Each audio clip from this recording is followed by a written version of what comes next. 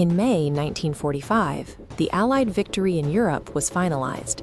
The Nazi war machine lay in ruins, and the Soviet Red Army raised its flags over a shattered Berlin, ending the most destructive conflict in human history. That victory was sustained by the endurance of civilians, like those in Leningrad, who survived nearly 900 days of blockade by scraping the ice for water and daily survival. The statistics of the Eastern Front show where the war was actually won. The Soviet Union lost 27 million people to destroy 80% of the German military, a sacrifice that effectively broke the spine of the Axis powers. During the victory parade in Moscow, Soviet soldiers dragged the captured banners of the Third Reich across the cobblestones of Red Square, a public display of fascism's total defeat. But while the streets of London and Moscow were filled with people celebrating this hard-won peace, the diplomatic alliance that secured it was already beginning to collapse behind closed doors. In the weeks following the German surrender, the focus in London shifted from rebuilding to a new, hypothetical confrontation. Winston Churchill ordered his staff to begin work on a top-secret contingency, a preemptive strike against the Soviet Union, the very ally that had just finished the fight in Berlin. This plan was given the name Operation Unthinkable. Its planners were instructed to prepare for a start date of July 1, 1945, less than 2 months after the war in Europe had ended. This meant that while the world was still clearing the rubble of the Second World War, the British Prime Minister was already actively drafting the opening moves of the Third.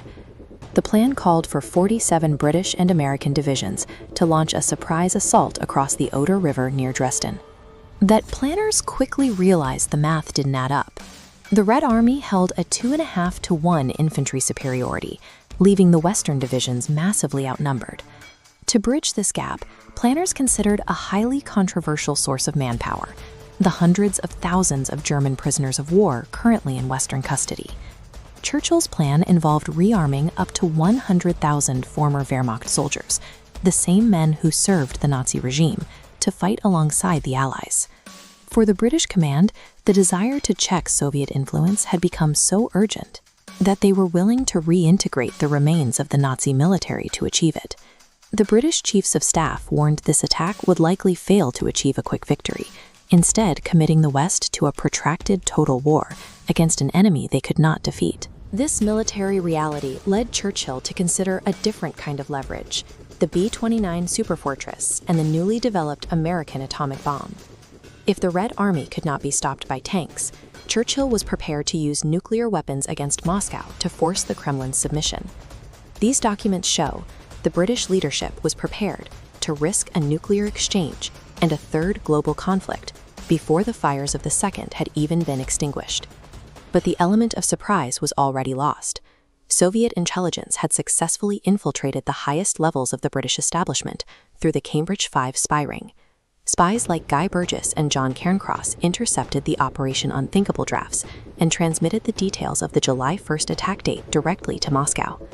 This allowed Marshal Georgy Zhukov to prepare a massive strategic countermove before a single Western soldier had moved.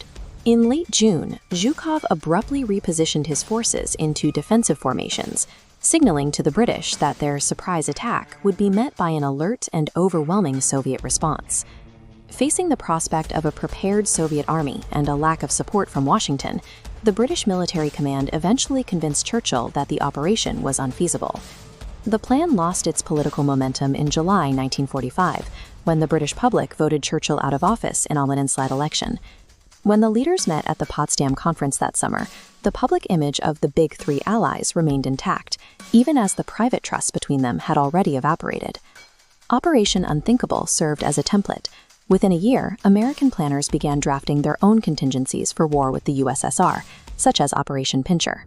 The Cold War began as a deliberate strategic pivot. Operation Unthinkable proves that the Western planning for a final confrontation with the Soviet Union started the very same month they won the war as allies.